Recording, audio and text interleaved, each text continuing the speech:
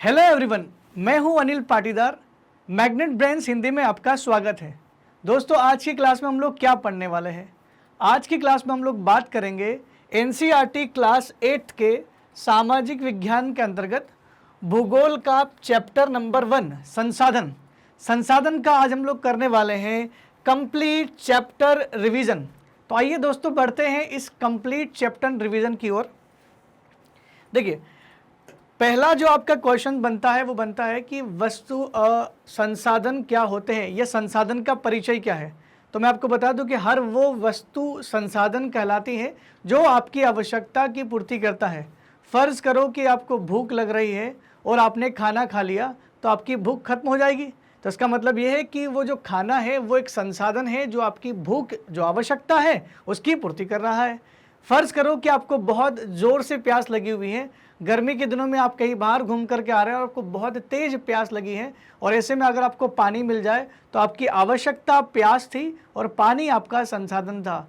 फ़र्ज़ करो कि आपको बहुत तेज़ गर्मी लग रही है और ऐसे में अगर आपको एसी या पंखा मिल जाए तो वो एसी या पंखा वो हर वो चीज़ जो आपकी गर्मी को भगा दे, चाहे वो हवा ही क्यों ना हो, जो प्राकृतिक हवा है, तो वो भी क्या कहलाती है? वो संसाधन कहलाएगी। तो दोस्तों, हर वो चीज़ जो हमारी आवश्यकता की पूर्ति करता है वो क्या कहलाता है? वो संसाधन कहलाता है। आइए आगे बढ़ते हैं। कोई भी वस्तु संसाधन कैसे बनती है? अगर मैं आपसे पूछूं कि बताइए ज़रा कि कोई भी वस्तु संसाधन कैसे बनती है, तो कोई भी वस्तु संसाधन जब बनती है जब उसका मूल्य होता है। मूल्य का मतलब दोस्तों कीमत से बिल्कुल मत आंकना कि केवल कीमत ही मूल्य हो सकता है। मूल्य का मतलब महत्व से जोड़ सकते हैं, मूल्य का मतलब उसकी उपयोगिता से जोड़ सकते हैं, या मूल्य का मतलब किसी वस्तु का हमारे जीवन में प्रयोग से जोड़ सकते हैं।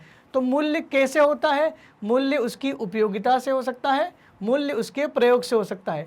यानी अगर किसी वस्तु का उपयोग आपके जीवन में है, इसका मतलब आपके जीवन में उसका मूल्य होगा। ज़रूरी नहीं कि उसके लिए आपने कीमत चुकाई हो। फॉर एग्ज़ाम्पल, अगर मैं आपसे कह दूं कि आप जो रोज़ सांस लेते हैं, दिन भर में हम लोग कितनी बार सांस लेते होंगे, क्या ये सांस लेने के लिए हमें कुछ पेमेंट अदा करना पड़ता है? तो आप बोलोगे नहीं सर, फ्री ऑफ कॉस्ट हमें मिलती है। तो क्या इसका जीवन में कोई मूल्य नहीं है? तो आप बोलोगे बिल्कुल कि ये प्राणदायिनी वायु है और ये तो इसका जीवन में सबसे ज़्यादा मूल्य है।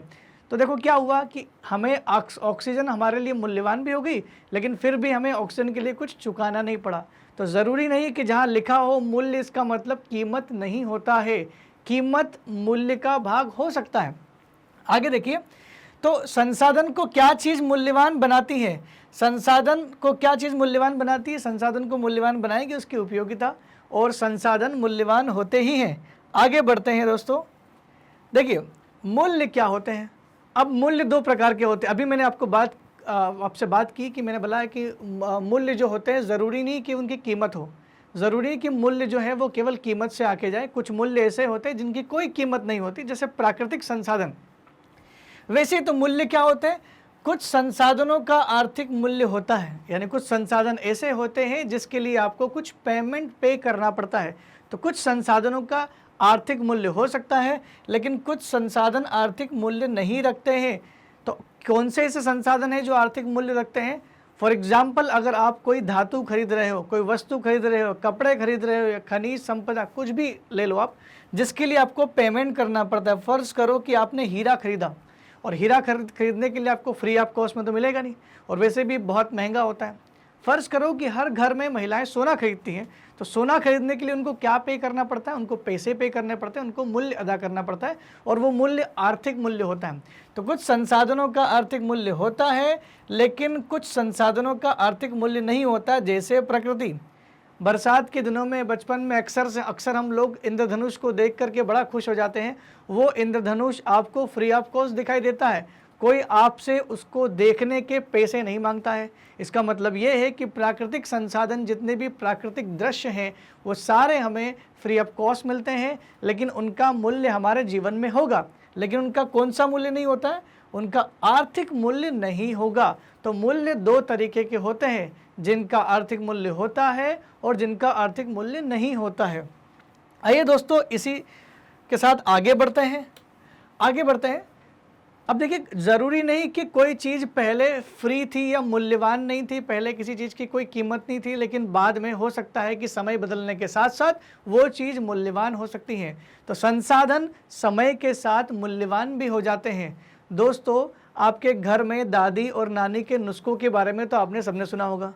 फ़र्ज़ करो कि मान लो कि किसी समय अब मौसम के बदलने की वजह से आपकी तबीयत गड़बड़ हो जाए और गांव में अक्सर डॉक्टर की बड़ी कमी होती है, और पहले समय में तो ये होता भी नहीं था। हॉस्पिटल्स और डॉक्टर्स इतने कम थे कि ज़्यादातर लोगों का इलाज घर पे ही हो जाता था।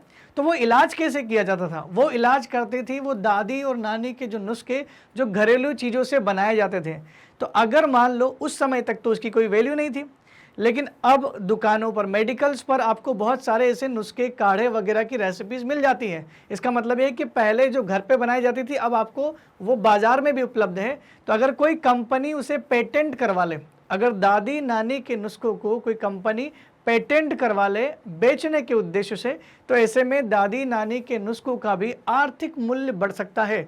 तो समय के साथ कोई भी चीज़ क्या हो सकती है? आर्थिक मूल्य बढ़ सकता है। समय के साथ कुछ संसाधन क्या हो सकते हैं? मूल्यवान हो सकते हैं, जैसा कि हमने दादी नानी के एग्जाम्पल में समझा। आइए दोस्तों समझते हैं कि ये पेटेंट जो शब्द का इस्तेमाल किया गया है, इसका मतलब क्या होता है। देखते हैं पेटेंट क्या होता है। देखिए, पेटेंट क्या होता है, मान लो फॉर एग्जाम्पल आपके पास कोई बहुत अच्छा आइडिया आ गया, या आपके दिमाग में कोई ऐसी रेसिपी आई है जो दुनिया में इससे पहले कभी नहीं बनी थी, और अगर आपने ऐसी कोई वस्तु या किसी कोई डिश बना दी जो दुनिया में किसी ने इतनी अच्छी टेस्टी नहीं बनाई है और यूनिक कोई चीज़ है, तो आप उस वस्तु को पेटेंट करवा सकते हैं। तो ये पेटेंट है क्या? ये पेटेंट आपका उस वस्तु पर अधिकार होता है। तो पेटेंट एक अधिकार है जो किसी व्यक्ति को मिलता है या किसी संस्था, कंपनी को भी दिया जा सकता है। फ़र्ज़ करो फॉर एग्ज़ाम्पल मैं आपसे पूछूंगा कि आप अक्सर बच्चों को मैगी खाना बहुत पसंद है। ये मैगी हर घर में मिल जाएगी आपको, क्योंकि इसलिए मिल जाती है क्योंकि ये मैगी बड़ी टेस्टी होती है, और मैगी का टेस्ट जो बढ़ता है वो उसमें डाला जाने वाला मसाला जो होता है, वो मैगी मसाला जो है वो उसका टेस्ट बढ़ा देता है। उसको टेस्ट इन्हेंसर भी कहते हैं, स्वाद बढ़ाने वाला भी कहते हैं। तो मैगी ने जब ये मसाला बनाया था तो दुनिया में इसने इस मसाले को करा लिया है पेटेंट। अब ऐसा सेम मसाला कोई दूसरी कंपनी नहीं बना सकती। तो इसका मतलब तो साफ है कि अगर आप पेटेंट बनाते हैं तो आपको फ़ायदा क्या मिल जाते हैं? आपको उसका अधिकार मिल जाता है, आपकी कंपनी को या किसी व्यक्ति को भी अधिकार मिल सकता है। तो आगे बढ़ते हैं दोस्तों कि ये पेटेंट दिए किस किस चीज़ के लिए जाते हैं। तो पेटेंट दिए जाते हैं, किसके लिए दिए जाते हैं? पेटेंट दिए जाते हैं किसी विचार के लिए। अगर आपके दिमाग में कोई ऐसा आइडिया आ रहा है जो दुनिया बदल सकता है, एक आइडिया जो बदल दे पूरी दुनिया, अगर आपके दिमाग में ऐसा आइडिया है, ऐसा विचार है, तो आप उसको पेटेंट करवा सकते हैं। बस शर्त क्या है? शर्त यह है कि उससे पहले दुनिया में ऐसा कोई आइडिया न रहा हो। तो आपका विचार अगर दुनिया में यूनिक है, उसके जैसा दूसरा कोई नहीं है, तो आप ऐसे विचार को पेटेंट करवा सकते हैं। दूसरा, किसी तकनीक को भी पेटेंट किया जा सकता है। अगर आपने कोई ऐसी मशीन, किसी कंपनी ने ऐसी कोई टेक्नोलॉजी बना दी जो दुनिया में सबसे पहले आई हो, या दुनिया में ऐसी कोई टेक्निक है ही नहीं, तो वो कंपनी या वो व्यक्ति या वो संस्था उस तकनीक को भी पेटेंट करवा सकते हैं। आज दुनिया में हजारों ऐसी तकनीकी है जिनको पेटेंट करवाया गया है। दूसरा, किसी उत्पाद को पेटेंट करवा सकते हैं। कोई प्रोडक्ट जो हो, उत्पाद को पेटेंट करा सकते हैं। जैसे कि अभी मैंने आपको एग्जांपल दिया मैगी का। मैगी का जो मसाला है वो नेस्ले कंपनी ने पेटेंट करवा के रखा हुआ है। तो ऐसा कहा जा सकता है कि उत्पाद को भी आप क्या कर सकते हैं? पेटेंट करवा सकते हैं। उसके अलावा क्या पेटेंट करवा सकते हैं? किसी डिज़ाइन को आप पेटेंट करवा सकते हैं। डिज़ाइन किसी भी तरीके हो सकती है, चाहे वो कपड़ों की डिज़ाइन हो या किसी और वस्तु पर डिज़ाइन हो, तो डिज़ाइन को भी आप पेटेंट करवा सकते हैं। बस शर्त है वो क्या होना चाहिए? वो दूसरों से अलग होना चाहिए, तभी आप इसको पेटेंट करवा सकते हो। और एक आविष्कार अगर आपने कर दिया है तो बहुत बड़ी बात है। अगर आपने एक आविष्कार कर दिया, और आविष्कार तो वो चीज़ होती है जो दुनिया में पहले कभी थी ही नहीं और हमने उसको खोज निकाला, और अगर आपने कोई आविष्कार या कोई कंपनी आविष्कार करती है तो उसको भी पेटेंट राइट्स मिल सकते हैं। तो दोस्तों, किसे दिए जाते हैं ये तो हमने समझ लिया, लेकिन ये देता कौन है, कैसे मिलते हैं, ज़रा इसकी भी चर्चा कर लेते हैं हम लोग। और इसको लेने के बाद आपको फ़ायदे क्या क्या मिलेंगे उसका भी डिस्कशन हम लोग इस क्लास में ही करेंगे। देखिए, अगर आपको पेटेंट लेना है किसी वस्तु पर तो पहले तो आपको हर देश प्रदान करता है, आपको भारतीय पेटेंट विभाग में जाकर के रजिस्ट्रेशन कराना पड़ेगा कि आपने ऐसी वस्तु बनाई है जो पेटेंट के लायक है। तब वो जो विभाग है उसकी जांच करेगा कि क्या वास्तव में आपने जो चीज़ के लिए पेटेंट करवाने के लिए अर्जी दी है क्या वास्तव में वो यूनिक है। अगर वो वस्तु यूनिक होती है तो आपको बिल्कुल पेटेंट राइट्स मिल जाएगा। फ़र्ज़ करो कि आपको किसी वस्तु के लिए पेटेंट राइट मिल जाता है, तो देखिए पेटेंट राइट्स मिलना मतलब एक तो इसका एक समय सीमा होता है। जैसे अगर आपको पेटेंट मिल जाता है तो उसका फ़ायदा आपको कितने वर्षों तक मिलेगा, 20 वर्षों तक मिलता है। ये एक जनरल फार्मूला है कि 20 वर्षों तक आपको उसका फ़ायदा मिलेगा। और फ़ायदा क्या मिलेगा, फ़ायदा ये मिलेगा कि कोई दूसरी कंपनी या दूसरा व्यक्ति पैसे कमाने के उद्देश्य से इसका इस्तेमाल नहीं कर सकता। कस्टमर तो इसका इस्तेमाल करेंगे ही क्योंकि उनको तो खरीदना है, लेकिन कोई दूसरी कंपनी अगर उसी चीज़ को बेचना शुरू करे तो वो नहीं कर सकती। जैसे आईफोन है, अगर आईफोन की पूरी कॉपी बना के दूसरी कंपनी बेचना शुरू करेगी तो वो नहीं बेच सकती। क्यों? क्योंकि वो पेटेंट किसका है, आईफोन का पेटेंट है। तो कहने का मतलब ये है कि पेटेंट अगर आपको मिल जाता है तो आपको क्या फ़ायदा मिलेगा, पेटेंट धारक को ये फ़ायदा मिलता है कि कोई दूसरी कंपनी बाज़ार में पैसा कमाने के लिए उसकी वस्तु का इस्तेमाल नहीं कर सकती और न ही उस वस्तु की हूबहू नकल बना सकती हैं। तो अगर ऐसा होता है, अगर कोई ऐसा करता भी है तो पेटेंट के अधिकार के आधार पर आप उसके ऊपर क्लेम कर सकते हैं और मुंह मांगे दाम भी हम वसूल कर सकते हैं। तो दोस्तों कितना अच्छा बात है कि अगर आपको पेटेंट मिल जाता है तो कितने सारे फ़ायदे हैं। लेकिन अगर मान लो कोई संस्था आपकी वस्तु को इस्तेमाल करना चाहती है तो वो इस्तेमाल कर सकती है, लेकिन एक शर्त है, एक ही शर्त पर कोई दूसरी कंपनी आपकी पेटेंटेड वस्तु को इस्तेमाल कर सकती है, बाजार में बेच भी सकती है और खूब सारा पैसा भी कमा सकती है। उसका एक ही तरीका है, उसको उसी व्यक्ति या संस्था से परमिशन लेनी पड़ेगी जिसके पास पेटेंट है। अगर उस पेटेंटेड कंपनी ने उसको परमिशन दे दी तो आराम से वो उस वैसी की वैसी वस्तु बना करके दुनिया में बेच सकता है। फ़र्ज़ करो कि मैगी का जो मसाला है, अगर मैगी मसाला ने किसी दूसरे नूडल्स कंपनी को बोल दिया कि ठीक है आप हमारा मसाला इस्तेमाल कर सकते हो, ऐसा मसाला बना सकते हो, लेकिन उसके एवज़ में आपको कुछ पैसा हमें या जो भी आप कमाओगे उसमें से इतना प्रतिशत हिस्सा हमें देना पड़ेगा, और दूसरी कंपनी राज़ी हो जाती है तो मैगी का वो मसाला मैगी कंपनी यानी नेस्ले कंपनी के साथ साथ दूसरी कंपनी भी बना सकती है जिसने नेस्ले कंपनी से परमिशन ली हो। मेरे ख्याल से पेटेंट के बारे में सारे प्रश्न जो आपके दिमाग में उठ रहे होंगे वो शांत हो गए होंगे। दोस्तों आगे बढ़ते हैं। पदार्थों को संसाधन में परिवर्तित कैसे कर सकते हैं, कैसे कोई पदार्थ संसाधन में बदल जाता है। तो किसी पदार्थ को हम संसाधन में तभी बदल सकते हैं जब उसकी उपयोगिता जीवन में हो। अगर उपयोगिता नहीं है और उपयोगिता बढ़ जाए तो उसको पदार्थ को हम लोग संसाधन में बदल सकते हैं। फ़र्ज़ करो कि एक पत्थर है, एक पत्थर अभी हमारे लिए संसाधन नहीं है, क्योंकि जब अब मान लो बहुत पुराने समय की मैं बात बता रहा हूँ, मान लो पहले लोग जंगलों में निवास करते थे, खाना बदोश जीवन जीते थे, उनके लिए मकान बनाना उनके दिमाग में कोई आइडिया नहीं था।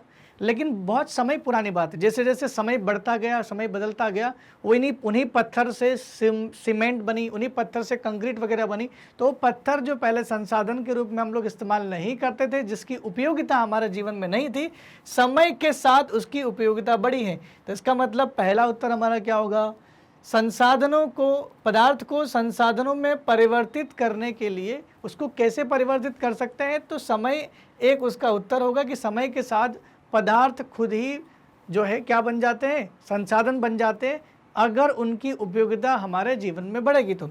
और दूसरा, प्रौद्योगिकी भी पदार्थ को संसाधन में बदल देते हैं। फॉर एग्जाम्पल अगर मैं बोलूँ कि ज़मीन से आपने लौह अयस्क निकाला, लोह जो है वो अयस्क के रूप में निकलता, लोहा सीधा नहीं निकलता है, तो लोह अयस्क निकाल लिया, अभी उसकी कीमत नहीं है। जब तक इसको आप लोह अयस्क से लोहा नहीं बना लोगे, और लोहा बनाने के लिए आपको टेक्नोलॉजी चाहिए, आपको चाहिए प्रौद्योगिकी। तो प्रौद्योगिकी यानी मशीनरी का उपयोग करके उसी लोह अयस्क से हमने लोहा बना लिया और उसी लोहे का हम लोग बाज़ार में बेच सकते हैं। तो दोस्तों कितना फ़ायदा हुआ। तो कौन कौन सी चीज़ पदार्थ को संसाधन बना देती है, पहला तो समय के आधार पर बन सकती है, और दूसरा प्रौद्योगिकी भी किसी पदार्थ को संसाधन में परिवर्तित कर सकती हैं। तो आपको मेरी बात समझ में आई होगी। यहाँ पर आगे बढ़ते हैं दोस्तों। देखिए, प्रौद्योगिकी क्या है? अभी हमने बोला कि प्रौद्योगिकी किसी पदार्थ को संसाधन बदल सकती है, तो प्रौद्योगिकी है क्या? प्रौद्योगिकी का सीधा मतलब समझो मशीन।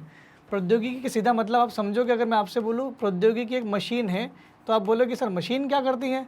तो मशीन वो जो हर काम को आसान बना दे। मशीन क्या है? वो जो हर काम को आसान बना दे, वो मशीन है। तो प्रौद्योगिकी ही तो मशीन है। तो मैं बोल सकता हूँ कि प्रौद्योगिकी वो है जो हर काम को आसान बना दे। और प्रौद्योगिकी में क्या आ सकता है? आविष्कार आ सकता है और कौशल आ सकता है। फ़र्ज़ करो कि मैं आपसे अगर मैं आपसे पूछूं कि आपके घर में कपड़े धोने के लिए बहुत कुछ साल पहले जो महिलाएं कपड़े धोने के लिए इस्तेमाल करती थी, वो हाथ से ही कपड़े धोया करती थी। लेकिन बाद में कंपनियों ने क्या किया? आविष्कार किया और प्रौद्योगिकी का इस्तेमाल करने के बाद अब वॉशिंग मशीन बना दी। अब आपके घर वालों को हाथ से कपड़े धोने की ज़रूरत नहीं है, सीधे कपड़े मशीन में डालो और वो आपके काम को आसान बना देगी। मुझे लगता है कि इस एग्जाम्पल से आपको बहुत आसानी से ये चीज़ समझ में आ गई होगी। तो दोस्तों, प्रौद्योगिकी क्या है? प्रौद्योगिकी वो कौशल या वो आविष्कार है या वो खोज है जो किसी कार्य को आसान बना दे, जैसे मशीनें, जैसे इंटरनेट। देखिए, इंटरनेट तो बड़ा अच्छा एक एग्जाम्पल है। अगर मैं आपसे ऐसा कहूँ कि जो आप इंटरनेट का इस्तेमाल कर पा रहे हो, अगर आप मेरा वीडियो देख पा रहे हो, तो उसका एक ही रीज़न है कि आपके पास क्या है? आपके पास इंटरनेट की सुविधा है। इसी वजह से आप मेरा वीडियो देख पा रहे हो। तो इंटरनेट ने आपके काम को आसान बना दिया है। आइए दोस्तों, आगे बढ़ते हैं और कुछ नए आविष्कार की बात करते हैं। इसके अलावा कुछ बहुत सारे आविष्कार हैं जिन्हें हम प्रौद्योगिकी में मानते हैं। फॉर एग्जांपल, आपको दिख रहा पहिए का आविष्कार हुआ था, आपको दिख रहा वायुयान का आविष्कार हुआ है। ये जो ट्रेन है, बस है, शिप्स है, ये सारी चीज़ें क्या है? इनने हमारे काम को आसान बना दिया। और लास्ट जो फोटो आपको दिख रहा है वो जल विद्युत बनाने की प्रौद्योगिकी है। तो कुछ प्रौद्योगिकी एग्जाम्पल भी हम लोगों ने पढ़ लिए हैं। पहिए की वजह से हमारा जीवन गतिमान हो गया है। उसके अलावा जो जितने भी परिवहन के साधन है, एक जगह से दूसरी जगह तक पहुँचना आसान हो जाता है। पानी जो बह रहा था उसका इस्तेमाल करके हमने और काम को आसान बना लिया और बिजली हमने जनरेट करना सीख लिया। तो इन उदाहरण के माध्यम से आप समझ सकते हैं कि प्रौद्योगिकी क्या है। दोस्तों, आगे बढ़ते हैं, समझते हैं कुछ अन्य टॉपिक। देखिए, संसाधन कितने प्रकार के होते हैं? अभी तक हमने क्या पढ़ा दोस्तों? अभी तक हमने केवल इतना पढ़ा कि संसाधन क्या होते हैं और संसाधन से संबंधित जितना भी उसका परिचय था वो पाठ हमने खत्म कर दिया है। अब हम लोग आगे बढ़ने वाले संसाधनों के प्रकार के बारे में। संसाधन कितने प्रकार के होते हैं? तो दोस्तों, संसाधन होते हैं 3 प्रकार के। एक वो संसाधन जो प्रकृति हमें देती है, जिसे हम लोग क्या कहते हैं? जिसे हम कहते हैं प्राकृतिक संसाधन। दूसरा संसाधन जो हम खुद बनाते हैं, जिसे हम लोग बोलते हैं मानव निर्मित संसाधन। और जो तीसरा होता है वो होता है स्वयं इंसान का दिमाग और इंसान का कौशल, उसकी योग्यता। इसलिए उस तीसरे संसाधन का नाम रखा गया है मानव संसाधन। उसके उदाहरण आपको दिए हुए हैं। अगर मैं आपसे पूछूं कि जरा बताओ प्राकृतिक संसाधन का उदाहरण क्या है, तो आप देख करके बता सकते हैं कि सर नदियाँ जो है वो प्राकृतिक संसाधन का उदाहरण है। इसके अलावा और उदाहरण अगर मैं आपसे पूछूं तो आपका आंसर होना चाहिए सर सौर ऊर्जा, पवन ऊर्जा। ये सूर्य जो है जो ऊर्जा फेंक रहा है, ये प्राकृतिक संसाधन है, ये प्रकृति ने हमें दिए, निःशुल्क हमें मिलती है। तो प्राकृतिक संसाधन हमें निःशुल्क मिलते हैं और मानव निर्मित संसाधन हम खुद बनाते हैं, जिसका हमें कुछ मूल्य पे करना पड़ता है। जैसे हमने सड़क बनाए, हमने पुल बनाई, मशीनें बनाई, बहुत सारी चीज़ें, जितनी भी वस्तुएं आप घर में देख पा रहे हो, सारी मानव निर्मित है। लेकिन ये मानव ने कैसे बनाई है? ये मानव ने अपने ज्ञान के द्वारा अर्जित की है। तो मानव का ज्ञान क्या है? मानव संसाधन है। तो दोस्तों, इन 3 प्रकार के संसाधनों के इन 3 प्रकारों के बारे में हम लोग विस्तृत चर्चा करने वाले हैं। आइए बढ़ते हैं पहले प्रकार की ओर, प्राकृतिक संसाधन। अच्छा, तीनों में अंतर क्या है? तीनों में अंतर क्या है? प्राकृतिक संसाधन जो पहला आपका संसाधन है, उसको आप बिना किसी अधिक संशोधन के उपयोग कर सकते हैं। फर्ज करो कि आपको सांस लेना है। अगर आपको सांस लेना है तो आप सीधा प्रकृति से सीधा सांस खींच लेते हो और अपना काम हो जाता है। क्या आपको ऑक्सीजन ग्रहण करने के लिए किसी मशीन की ज़रूरत पड़ती है? क्या आप ऑक्सीजन लेने से पहले, सांस लेने से पहले उसको फिल्टर करते हो या कुछ और काम करते हो कि पहले मैं ऑक्सीजन निकाल लूँ, उसके बाद मुझे ऑक्सीजन की ज़रूरत है? आप सारी वायु इकट्ठा, हवा इकट्ठा आप अंदर ग्रहण कर लेते हो।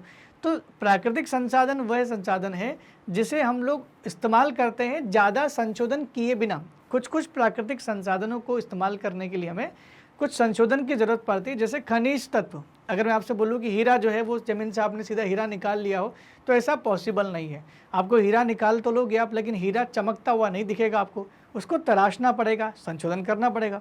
वैसे ही पेट्रोलियम सीधा पेट्रोल के रूप में नहीं मिलता है, वो क्रूड ऑयल के रूप में मिलता है। तो पहले कच्चे तेल के रूप में मिलेगा, उसको निकाला, उसके बाद उसका शोधन किया, फिर पेट्रोल, डीजल, ऑयल, बहुत सारी चीज़ें आप निकाल सकते हो। तो कहने का मतलब है कि प्राकृतिक संसाधन वह संसाधन है जिनका उपयोग हम लोग बिना अधिक संशोधन के कर सकते हैं। संशोधन तो करना पड़ेगा, कुछ बदलाव तो करना है, लेकिन ज़्यादा नहीं करना पड़ेगा। कुछ कुछ के लिए तो बिल्कुल भी नहीं करना पड़ेगा, जैसे कि मैंने आपको ऑक्सीजन का एग्जाम्पल दिया है, ठीक है। तो पानी और वायु जो है ये ऐसे कुछ तत्व है। उसके अलावा कुछ संसाधन क्या है, खनिज संपदा, मृदा, ऐसे कुछ संसाधन है। तो प्राकृतिक संसाधन क्या होते हैं? पहली बात तो मैं आपको बता दूं कि प्रकृति हमसे संसाधन देने के बदले में कुछ चीज़ नहीं मांगती। अगर मैं आपसे बोलूं कि आप कहीं जा रहे हो और आपको कोई आम का पेड़ दिख जाता है, अगर उस आम का पेड़ का कोई मालिक नहीं है, वो सड़क पर या कहीं किनारे कहीं लगा हुआ है, उसका कोई मालिक नहीं है, तो क्या आप उस आम से फल नहीं ले सकते? तो डेफिनेटली आप उस आम के सारे फल भी ले सकते हैं, लेकिन आम का पेड़ आपसे कुछ मांगता नहीं है। तो सीधी सी बात है, प्रकृति हमसे कभी भी उसकी वस्तु के लिए शुल्क नहीं लेती है। तो सारी प्राकृतिक चीज़ें हमें निःशुल्क ही प्रोवाइड की जाती है, उपलब्ध की जाती हैं। आगे बढ़ते हैं दोस्तों, इसी में ये प्राकृतिक संसाधनों को हमने कुछ और भागों में भी बांट दिया है। विस्तृत रूप से प्राकृतिक संसाधन को उनके उपयोग के आधार पर हमने दो भाग में बांटा है। दो भाग कौन सा? पहला है नवीकरणीय संसाधन और दूसरा अनवीकरणीय संसाधन। ये उपयोग मान लो या इनका भंडारण के हिसाब से भी मान लो। मैं अगर आपको बोल दूं कि वो संसाधन जिनके भंडारण असीमित है, असीमित का मतलब जो कभी खत्म नहीं हो सकता, असीमित भंडारण अगर है तो वो क्या कहलाएगी? नवीकरणीय संसाधन कहलाएंगी। और ये नवीकरणीय संसाधन वो संसाधन होते हैं जो कभी खत्म नहीं होते हैं, इंसानों का भी इस पर ज़्यादा प्रभाव नहीं पड़ता है। जैसे सौर ऊर्जा, पवन ऊर्जा। क्या कोई सौर ऊर्जा को कोई इंसान रोक सकता है? आप बोलोगे सर नहीं, कोई नहीं रोक सकता। क्या हवा को कोई इंसान रोक सकता है? तो हवा को भी कोई इंसान रोक नहीं सकता। तो पवन ऊर्जा और सौर ऊर्जा नवीकरणीय संसाधनों का उदाहरण है। तो ये अनवीकरणीय संसाधन क्या होते हैं? अनवीकरणीय संसाधन नवीकरणीय संसाधन का जस्ट उल्टा होता है। इनकी जो मात्रा होती है वो क्या होती है? सीमित मात्रा में पाए जाते हैं। ये कैसी मात्रा में पाए जाते हैं? ये सीमित मात्रा में पाए जाते हैं, तो ये कम पाए जाते हैं। इसका मतलब ये जल्द ही समाप्त होने वाले हैं। अनवीकरणीय संसाधन वे संसाधन होते हैं जो मात्रा में कम है, इसलिए इनका सदुपयोग करना चाहिए। उदाहरण क्या समझ सकते हैं हम लोग? जैसे फॉर एग्जांपल पेट्रोल। अगर हम लोग पेट्रोल का उपयोग सदुपयोग नहीं करेंगे तो पेट्रोल जल्द ही ख़त्म हो सकता है। ख़त्म होने से पहले तो वो बहुत महंगा होगा क्योंकि उसकी मांग रोज़ बढ़ रही है, लेकिन धीरे धीरे वो ख़त्म होना शुरू हो जाएगा। ज़्यादा वर्षों के लिए हमारे पास नहीं है। तो नवीकरणीय संसाधन क्या होते हैं? नवीकरणीय संसाधन वह संसाधन होते हैं जो सीमित मात्रा में पाए जाते हैं और मानव का दुरुपयोग उसको प्रभावित कर सकता है और जल्द ही वो ख़त्म भी हो सकते हैं। इन्हें दोबारा बनने के लिए काफ़ी समय लगता है, हज़ारों साल लगते हैं इन्हें नवीकृत होने के लिए, दोबारा बनने के लिए। और ये बनते रहते हैं। सूरज का प्रकाश कभी खत्म नहीं होता, वो हमेशा निकलता रहता है। तो नवीकरणीय संसाधन और अनवीकरणीय संसाधनों के बारे में आपने समझ लिया होगा। आगे बात करते हैं विकास और उपयोग के आधार पर संसाधन को किन दो भागों में बांटा गया है? विकास और उपयोग के आधार पर संसाधन को दो भागों में बांटा गया है। पहला जो भाग है उसको बोलते हैं वास्तविक संसाधन, और जो दूसरा भाग है उसको कहा जाता है संभाव्य संसाधन। तो वास्तविक संसाधन क्या होते हैं और संभाव्य संसाधन क्या होते हैं, आइए इसको भी समझेंगे। तो विकास और उपयोग के आधार पर ध्यान रखना है, इसके आगे हम लोग बात भी करेंगे। आगे बढ़ते हैं। इसके अलावा उत्पत्ति के आधार पर भी संसाधनों को दो भागों में बांटा गया है। उत्पत्ति के आधार पर संसाधनों को किस दो भागों में बांटा गया है? उत्पत्ति के आधार पर संसाधन को जैव संसाधन और संसाधनों को अजैव संसाधन में बांटा गया है। जैव संसाधन का क्या मतलब होता है? जैव संसाधन का मतलब होता है वे सारे संसाधन जो किसी जीवों से प्राप्त हुए हैं। जिन भी वस्तुओं में जीवन है उनसे जो भी चीज़ें उत्पन्न होती वो सारे जैव संसाधन हैं। चाहे वो इंसान हो, चाहे वो जीव जंतु हो, चाहे वो पेड़ पौधे हो, तो सारे क्या कहलाएंगे? सारे जैव संसाधन कहलाएंगे। लेकिन उसके विपरीत वो संसाधन जो निर्जीव वस्तुओं से प्राप्त होते हैं, जैसे खनिज संपदा वगैरह जो हमको प्राप्त होती है, बहुत सारे लोहा हो, लो अयस्क हुआ है, जितनी भी धातु आप मिलती है वो सब क्या है? वो सब अजैव संसाधन है। जैसे पत्थर हो गया, कंक्रीट, सीमेंट, ये सब क्या है? ये सारे अजैव संसाधन है। तो आपको यहाँ तक तो क्लियर हो गया होगा कि संसाधनों के प्रकार में अभी हम लोगों ने 3 तरह के संसाधनों के प्रकार पढ़े हैं। पहले हमने बोला कि नवीकृत होते हैं और अनवीकृत होते हैं, नवीकरणीय और अनवीकरणीय होते हैं। दूसरा हमने बोला कि वास्तविक संसाधन और संभाव्य संसाधन होते हैं। और तीसरा मैंने बोला कि उत्पत्ति के आधार पर जैविक संसाधन यानी जैव संसाधन और अजैव संसाधन होते हैं। तो यहाँ तक तो हमने समझ लिया, इसको तो हमने अच्छे से भी समझ लिया। अब संभाव्य संसाधन और वास्तविक संसाधन की भी बात कर लेते हैं कि संभाव्य संसाधन और वास्तविक संसाधन क्या होते हैं। वास्तविक संसाधन वो संसाधन होते हैं जिसकी मात्रा हमें ज्ञात होती है। फॉर एग्जाम्पल आपसे मैं कह दूं कि अगर सरकार को ये पता है कि भारत में किस जगह पर कितना कोयला होने वाला है, जैसे मैं आपको बता दूं कि मध्य प्रदेश है, मध्य प्रदेश के अंतर्गत सिंगरौली जो जिला है, अगर आप मध्य प्रदेश से हो तो शायद आपने इस ज़िले का नाम ज़रूर सुना होगा। सिंगरौली ज़िले में हमें बहुत बड़ी कोयले की खान मिल गई है और कोयले की खान में सरकार ने बोला है कि मान लो ये 100 साल तक चलेगी। इसका मतलब हमें पता है कि कितना अमाउंट, कितनी मात्रा में हमें खनिज मिला है।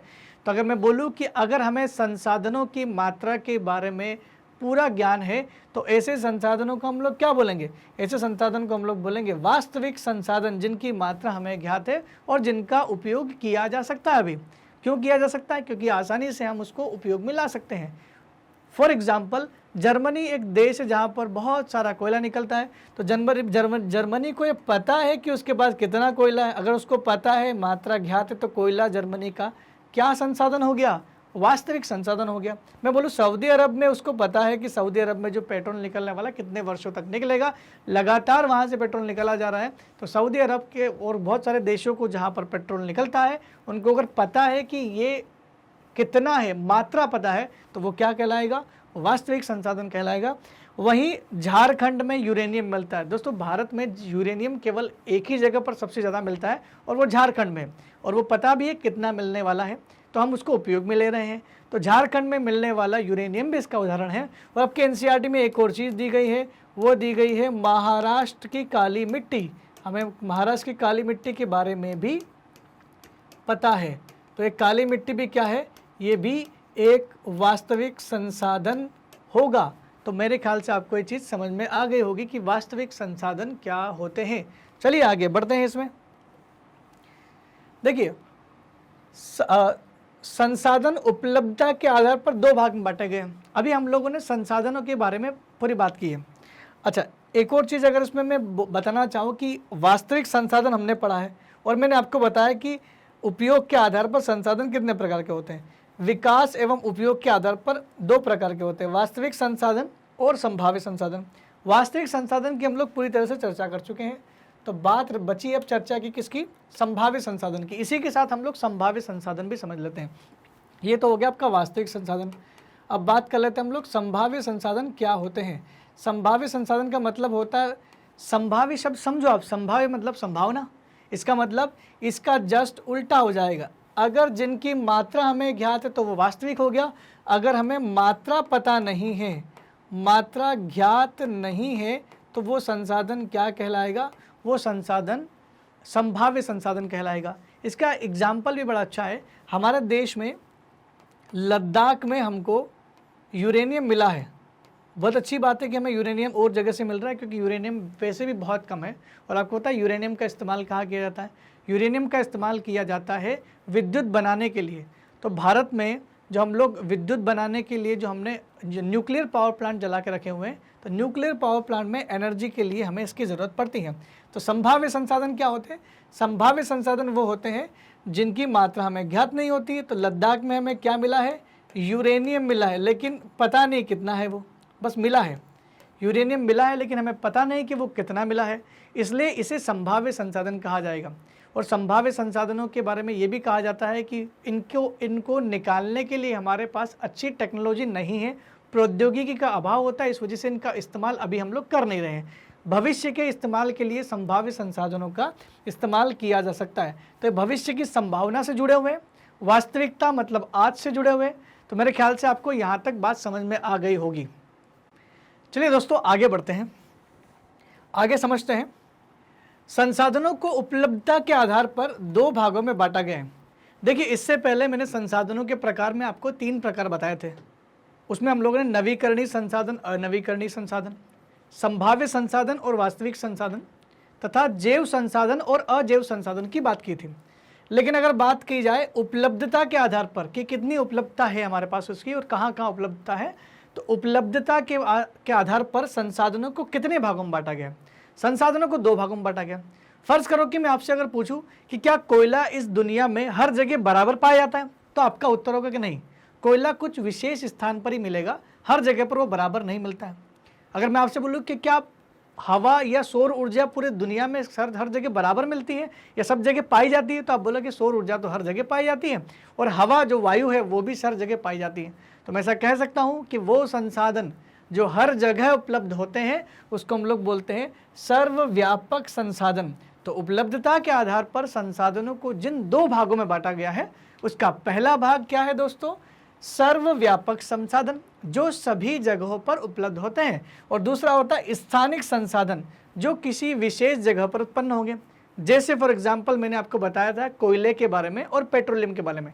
क्या कारण है कि भारत में इतना ज़्यादा पेट्रोलियम नहीं है, केवल वो सऊदी अरब और बहुत कम देशों में ही मिलता है। क्यों? क्योंकि वो किस तरह का संसाधन है, वो स्थानिक संसाधन है, किसी विशेष जगहों पर मिलता है। इसके उदाहरण के तौर पे मैंने हीरा दिया है। हीरा जो है डायमंड दोस्तों कहाँ पर मिलता है, ये डायमंड आपको मिलेगा मध्य प्रदेश के पन्ना जिले में ही मिलता है। उसके अलावा पूरे भारत में बहुत कम ऐसी जगह होगी जहाँ से डायमंड निकलता होगा, लेकिन ज़्यादातर डायमंड कहाँ से निकलता है, मध्य प्रदेश के पन्ना जिले में मिलता है। तो मेरे ख्याल से ये चीज़ भी आपको समझ में आगे होगी कि व्यापक संसाधन और स्थानिक संसाधन क्या होते हैं। दोस्तों आगे बढ़ते इसी श्रृंखला में आगे बढ़ते संसाधनों के वितरण की बात करते हैं। संसाधनों के प्रकार तो हमने समझ लिए, संसाधनों के प्रकार के अंतर्गत जो प्राकृतिक संसाधन के वितरण की बात करते थे। अभी मैंने आपको बताया कि संसाधन कुछ जगह पर बहुत ज़्यादा है और कुछ जगह पर बिल्कुल नहीं है। मैं आपसे पूछ लूँ कि ये मरुस्थल क्या होते हैं, तो आपका उत्तर होगा सर मरुस्थल वो होते हैं जहाँ पर बिल्कुल भी पेड़ पौधे नहीं होते, बिल्कुल सूखी ज़मीन होती है और रेत ही रेत पाई जाती है, गरम गरम इलाका होता है। ये सारा आपके दिमाग में फ़ोटोज़ आ जाएंगे। अगर मैं आपसे कहूँ कि कारण क्या है, तो कारण क्या है कि पृथ्वी पर ये असमान वितरण क्यों है, उसके कारण जो है वो 3 कारक है। और वो तीनों के तीनों किस तरह के कारक है, वो तीनों के तीनों आपके भौतिक कारक है। और वो भौतिक कारक में आपका पहला कारक आता है भूभाग। भूभाग उसका कारण है। जैसे फॉर एग्जांपल मैं आपसे कह दूं कि अगर आप हिमालय की यात्रा कर रहे हैं, आप पहाड़ी रीजन में जा रहे हैं, तो पहाड़ी क्षेत्रों में आपको जो वनस्पति देखने को मिलेगी वो कुछ अलग प्रकार की देखने को मिलती हैं। तो पहाड़ी इलाका इस वजह से वहाँ का तापमान, वहाँ की जलवायु सब कुछ अलग होगी, इसी कारण से वहाँ की वनस्पति भी अलग होगी। और हिमालय तो बहुत ऊंचा है, वहाँ पर तो ऊंचाई पर आपको ग्लेशियर जमते दिखाई देंगे, बर्फ़, इनको हम लोग हिंदी में बोलते हैं हिमानिया। तो दोस्तों आपका हिमानिया भी दिखाई देगी। तो मैं कह सकता हूँ कि यहाँ पर संसाधनों का वितरण कुछ अलग है। क्या ये बर्फ़ जमा हुआ ये हिमानिया आपको और जगह भी दिखती है? अगर मैं आपसे पूछ लूँ कि आप हिमालय से नीचे उतर के मैदानी इलाकों में घूम रहे हैं, गंगा यमुना के मैदानी इलाकों में अगर आप घूम रहे हैं, तो वहाँ आपको क्या मिलेगा? वहाँ आपको जाहिर सी बात है हिमानिया तो नहीं मिलेगी, वहाँ संसाधन परिवर्तित हो जाते हैं। तो वहाँ पर संसाधन जो है आपको मृदा बहुत ज़्यादा मिलेगी और वहाँ पर वनस्पति आपको बहुत ज़्यादा मात्रा में मिल जाएगी। वहाँ की वनस्पति में और इस पर्वत पर स्थित वनस्पति में काफ़ी अंतर होता है। तो ये असमान वितरण का कारण क्या हो गया? पहला हमने समझा भूभाग। दूसरा जो कारण है दोस्तों वो क्या है? वो है आपका जलवायु। भौतिक कारकों में दूसरा नंबर आता है जलवायु का। किसी भी स्थान की जलवायु वहाँ के संसाधनों के वितरण के लिए जिम्मेदार होती है। तो मैं ऐसा कह सकता हूँ कि अगर जलवायु अलग अलग देशों की अलग अलग है तो वहाँ पर अलग अलग वस्तुएं आपको मिल सकती है। मैं आपको कह दूँ कि अगर आपने ज्योग्राफी पढ़ा हुआ है तो हमारे पूरी दुनिया को 3 प्रकार के अलग अलग जलवायु क्षेत्रों में बांटा गया है। जो पहला जलवायु क्षेत्र होता है जहाँ पर बहुत ज़्यादा गर्मी गिरती है, उसको हम लोग बोलते हैं उष्ण कटिबंधीय जलवायु। उसको बोलते हैं हम लोग उष्ण कटिबंधीय क्षेत्र, क्योंकि ये क्या होता है, ये पूरा गर्म होता है। तो उष्ण कटिबंधीय क्षेत्र में आप कटिबंधीय क्षेत्र में अगर आप घूम रहे हैं तो आपको बहुत गर्मी महसूस होगी और यहाँ पर बारिश भी बहुत ज़्यादा होती है। तो बारिश वो संसाधन है जो यहाँ पर बहुत ज़्यादा मात्रा में मिलता है और यहाँ पर सौर ऊर्जा भी बहुत ज़्यादा मिलेगी। दूसरा होता है दोस्तों शीतोष्ण कटिबंधी, जो न तो ज़्यादा गर्म होता है और न ही ज़्यादा ठंडा होता है, गर्म और ठंडे के बीच का एरिया होता है। तो इस शीतोष्ण कटिबंध क्षेत्र में आपको शीतोष्ण कटिबंधी जलवायु मिलेगी। और अगर आप ध्रुवीय क्षेत्रों में उत्तरी ध्रुव और दक्षिणी ध्रुव में पहुंच जाते हो तो उस जोन को, उस क्षेत्र को हम लोग क्या बोलते हैं, उसको बोलते हैं हम लोग शीत कटिबंध। तो 3 तरह के जलवायु क्षेत्र बांटे गए पूरी दुनिया में। अब जो देश इन जलवायु क्षेत्र के हिसाब से अलग अलग जगह पर होगा, वहाँ के संसाधनों के वितरण में भी असमानता पाई जाएगी। तो जलवायु सबसे मेन फैक्टर है, सबसे मेन कारक है संसाधनों के असमान वितरण का। तीसरा जो कारण है वो क्या है, ऊंचाई। ऊंचाई क्या होता है, ऊंचाई के हिसाब से अलग अलग चीज़ें आपको मिलती हैं। अगर आप गहरे स्थान पर खड़े हो तो वहाँ पर खनिजों की जो मात्रा है वो अलग मिलेगी। अगर आप ऊंचाई पर हो, अगर आप पहाड़ी क्षेत्र पर हो तो वहाँ पर खनिज संपदा अलग पाई जाएगी। ऊंचाई पर खनिज संपदा भी अलग पाई जा सकती है, वनस्पतियाँ भी अलग पाई जाती है, हम लोगों ने बात की थी उसकी। तो ऐसा कह सकते हैं कि ऊंचाई एक तीसरा भौतिक कारक है जिसकी वजह से संसाधनों का असमान वितरण होता है। तो दोस्तों यहाँ तक बात हमको समझ में आ गई है। अब हम लोग आगे बढ़ते हैं, चलिए आगे बढ़ते हैं, समझते हैं आगे। संसाधन भंडार क्या होते हैं, भंडार क्या होते हैं, आपने बहुत सारी जगह लिखा पढ़ा होगा। किसी दुकान पे लिखा है पुस्तक भंडार, किसी जगह पे लिखा होगा अन्न भंडार। ऐसे बहुत सारे शब्दों का इस्तेमाल कई बार दुकान वाले करते हैं। तो कुछ लिखते हैं आइसक्रीम भंडार। भंडार का मतलब उसके पास बहुत ज़्यादा मात्रा में है, या उसको पता है कि मेरे पास कितना है। तो मैं बोल सकता हूँ कि भंडार क्या है, संसाधनों की उपलब्ध मात्रा को ही भंडार कहते हैं। अगर वो बहुत ज़्यादा प्रचुर मात्रा में है तो हम लोग बोलते हैं कि हमारे पास इसका असीम भंडार है, असीमित भंडार है जो कभी खत्म नहीं होगा। तो इससे अंदाज़ा लगाया जा सकता है कि आपका भंडार कब तक ख़त्म हो सकता है।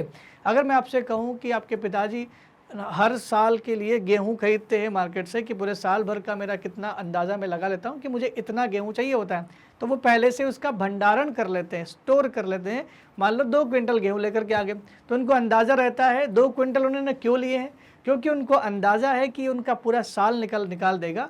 तो भंडार यानी उपलब्ध संसाधन की मात्रा को कहा जाता है, जिससे आपको ये पता चल जाता है कि आपका इसका उपयोग कितने समय तक किया जा सकता है। जैसे कुछ भंडार बहुत कम है, जैसे पेट्रोलियम के भंडार बहुत सीमित हैं। तो हमें पता है कि पेट्रोलियम जल्द ही ख़त्म होने हो सकता है, कई साल, कुछ साल के लिए तो हमारे पास अभी स्टोरेज में है, लेकिन जल्द ही ख़त्म होगा। और वो आप देख भी पा रहे होंगे कि इनकी प्राइस क्यों बढ़ रही है, क्योंकि इनके भंडारण असीमित है। तो हम लोग ये क्या करेंगे, हम जब भी आपके पास, आपको ऐसा लगता है कि आपके पास वो वस्तु ख़त्म होने वाली होती है, या तो आप दोबारा उस चीज़ को खरीद ला सकते हो। फॉर एग्ज़ाम्पल, आपके घर का ही एग्जाम्पल ले लेते हैं। अगर मान लो घर में गेहूं खत्म होने वाले हैं, आपको पता है कि आपका भंडारण सीमित है और ख़त्म होने वाले, बीच में बहुत सारे मेहमान आ गए जिसकी वजह से आपका गेहूं खत्म हो गया। अब दोबारा आपको गेहूं खरीदना है, लेकिन मार्केट में गेहूं उपलब्ध नहीं है, तो आप क्या करेंगे, आप गेहूं की बजाय वो चीज़ खरीदेंगे जो आपकी आवश्यकता की पूर्ति करता है। तो आप बोलेंगे चलो चावल खरीद लेते हैं। तो वैसा ही हम लोग करने वाले हैं। अगर हमें लग रहा है कि पेट्रोलियम ख़त्म होने वाला है, तो सरकार बार बार क्या बोल रही है कि आप इलेक्ट्रॉनिक वाहन का इस्तेमाल करें। तो ये जो ई रिक्शा हो गया, ये जो ई मोटर बाइक हो गई, ई कार्स हो गई, इलेक्ट्रॉनिक कार हो गई, ये क्या है, ये हमारे पास पेट्रोलियम का विकल्प है। तो भंडार बहुत ज़रूरी है, संसाधनों का भंडारण जानना इतना आवश्यक है, क्योंकि इससे पता चल सकता है कि संसाधन कब खत्म होने वाले हैं। पता चला कि हमें पता ही नहीं कि संसाधन कितने हैं, आपको अचानक से अगर पता चले कि कल ही पूरा पेट्रोल खत्म हो गया, तो क्या होगा ऐसे में पूरे भारत की अर्थव्यवस्था खत्म हो जाएगी, और पूरे भारत ही नहीं, पूरी दुनिया की अर्थव्यवस्था प्रभावित होगी, क्योंकि हमारे पास एक्स्ट्रा चीज़ नहीं थी। अगर हमें पता है कि अगले 10 साल तक ये चलना है, तो अगले 10 साल के बीच में हम लोग दूसरा विकल्प ढूंढ सकते हैं। ये तो बहुत आसान सा एग्जाम्पल जो मैंने आपको समझाया है गेहूँ और चावल को कंपेयर करके। दोस्तों आगे बढ़ते हैं, आगे बात करते हैं मानव निर्मित संसाधनों की। अभी तक हम लोग जिस टॉपिक पर चर्चा कर रहे थे वो था संसाधनों के प्रकार के अंतर्गत पहला प्रकार प्राकृतिक संसाधन, सबसे बड़ा प्रकार है, क्योंकि इसमें हम लोगों ने प्रकार के अंदर भी अन्य प्रकारों की बात की है। और अगर आप इस वीडियो को आराम से रुक करके देखोगे तो आपको सारी चीज़ें धीरे धीरे क्लियर हो जाएगी। देखिए हम लोग आगे बढ़ते हैं, हमारा दूसरा प्रकार है मानव निर्मित संसाधन। मानव निर्मित संसाधन का मतलब क्या होता है, ऐसे संसाधन जो मानव ने बनाए हैं, वह सारे संसाधन जो इंसानों ने बनाए हैं। उसका उदाहरण आपके सामने, आपके हाथ में होगा। जिस मोबाइल पर आप ये वीडियो देख रहे होंगे वो किसने बनाया है, वो मोबाइल बनाया है किसी इंसान ने। तो वो मोबाइल जो आप इस्तेमाल कर रहे हैं वो कैसा संसाधन होगा दोस्तों, वो मानव निर्मित संसाधन होगा। हर वो वस्तु जो आप अपने घर में देखते हैं, वो सारी चीज़ें जो आपको मार्केट से खरीदनी पड़ती है, वो सारी कौन बनाते होंगे, वो इंसानों ने बनाई है। आप में से कुछ सोच रहे होंगे सर वो तो मशीनों से बन जाती है, तो मशीनों का किसने बनाया है, मशीनों को इंसान ने बनाया है। तो ले दे कि सारी चीज़ें जो हैं प्रकृति को छोड़ दें तो सारी चीज़ें इंसानों ने बनाई, तो उसको हम लोग क्या बोलते हैं, मानव निर्मित संसाधन। ये मानव निर्मित संसाधन है क्या, वह प्राकृतिक संसाधन जो मानवीय कौशल के द्वारा उपयोग में लाए जाते हैं। सारे संसाधन प्राकृतिक ही होते हैं पहले तो, लेकिन कुछ संसाधन सीधे उपयोग में नहीं आते हैं। जो सीधे उपयोग में आते हैं उसको तो हम प्राकृतिक संसाधन बोल देते हैं, और कुछ संसाधन जो प्रकृति के संसाधन को हम हमारे दिमाग से कुछ अच्छा बना करके उपयोग में ला देते हैं। अगर मैं आपसे बोलूँ कि आपके पास में कोई बाल्टी है, अगर आपके पास प्लास्टिक होता सीधा तो आप उसको उसमें पानी नहीं भर सकते। अगर आपको खाली एक प्लास्टिक दे दूँ, इतना बड़ा आपको प्लास्टिक दे दूँ, आपको बोलूँ कि चलो इसमें पानी भर लो, तो जब तक आप अपना कौशल नहीं लगाओगे, इसको काट करके इसको बाल्टी में परिवर्तित नहीं करोगे, तब तक क्या आप इसमें पानी भर सकते हो, तो पॉसिबल नहीं है। तो मानव निर्मित संसाधन वो संसाधन होते हैं या वो प्राकृतिक संसाधन होते हैं जिसे इंसान अपनी योग्यता और कौशल के द्वारा उपयोग में लाता है। जैसे लोहा अयस्क तब तक हमारे लिए उपयोगी नहीं हो सकता जब तक हमने उससे लोहा बनाना नहीं सीख लिया था। तो लोहा अयस्क से लोहा बनाना ये क्या है, ये मानव निर्मित संसाधन है। उस लोहे का हम इस्तेमाल कर सकते हैं। हमने पुल बनाई, ब्रिज बनाई, हमने सड़कें बनाई, हमने मशीनें बनाई, ये सब प्रकृति में थी, लेकिन इसका उपयोग करके हमने उसको कौशल लगा करके हमने इसको उपयोगी बना लिया। ये सारी चीज़ें क्या है, मानव निर्मित संसाधन है। मशीनें और प्रौद्योगिकी भी क्या है, ये भी मानव निर्मित संसाधन ही तो हैं। जितनी भी मशीनें, टेक्नोलॉजी, प्रौद्योगिकी जो भी आपको देखने को मिलती है, ये सारी मानव निर्मित संसाधन है। मैं आपसे कहूँ कि फेसबुक क्या है, फेसबुक किसने बनाया, तो आपका आंसर, आप में से बहुत सारे लोग उस व्यक्ति का नाम जरूर जानते होंगे, मार्क जुकरबर्ग ने वो बनाया है। तो मार्क जुकरबर्ग कौन है, कोई व्यक्ति तो है। तो ये भी मानव द्वारा निर्मित संसाधन ही तो है। हर वो चीज़ जो आपकी आवश्यकता की पूर्ति करे वो संसाधन है, और जो इंसान ने बनाया वो मानव निर्मित संसाधन है। आइए दोस्तों आगे तीसरा प्रकार पढ़ लेते हैं जो बड़ा इंपॉर्टेंट है। मानव संसाधन क्या होते हैं। वैसे तो ज़्यादातर लोग दो ही प्रकार जानते हैं संसाधनों के, पहला प्राकृतिक संसाधन और दूसरा मानव निर्मित संसाधन, लेकिन हमारे चैप्टर में हमें 3 प्रकार के संसाधनों की चर्चा करना है। तीसरा संसाधन है दोस्तों मानव संसाधन। कुछ लोग इस बात को मानने से इनकार करते हैं कि मानव कोई संसाधन थोड़ी ना है, मानव तो वो जरिया है जो संसाधन बनाता है, तो मानव संसाधन कैसे हो गया। लेकिन फिर भी बहुत सारे लोग इसको मानते हैं कि मानव स्वयं संसाधन है। अगर फ़र्ज़ करो कि आपके पास कार नहीं है, फ़र्ज़ करो कि आपके पास बाइक नहीं है, या आपके पास साइकिल भी नहीं है, तो आप एक स्थान से दूसरे स्थान तक जाने के लिए किस चीज़ का इस्तेमाल करेंगे, आप पैदल जाएंगे। तो आपकी आवश्यकता की पूर्ति किसी कार, किसी बस या किसी बाइक या किसी साइकिल ने तो नहीं की है। तो आपकी आवश्यकता की पूर्ति किसने की, आप स्वयं ने की है। तो मैं बोल सकता हूँ कि जो आवश्यकता की पूर्ति करता है वो संसाधन होता है। तो ऐसे में मैं बोल सकता हूँ कि मानव क्या है, एक संसाधन है। तो मानव में ऐसी चीज़ क्या है जो उसे संसाधन बनाती है, मानव में होती है योग्यता जो उसको संसाधन बनाती है। मानव में होती है कौशलता, या कौशल जो है वो मानव को संसाधन बनाता है। अगर आप में योग्यता नहीं है 2 किलोमीटर चलने की तो आप कैसे चल पाएंगे। अगर आप में योग्यता नहीं है दौड़ने की तो आप कैसे दौड़ पाएंगे। तो योग्यता हमें मानव संसाधन बनाती है। अगर आप में कौशल नहीं है कुछ करने का तो फिर आप कैसे मानव संसाधन बनेंगे। तो 2 चीज़ ध्यान रखना दोस्तों, 2 ही पॉइंट ध्यान रखना है कि कौशलता और योग्यता इंसान को मानव संसाधन बनाती है।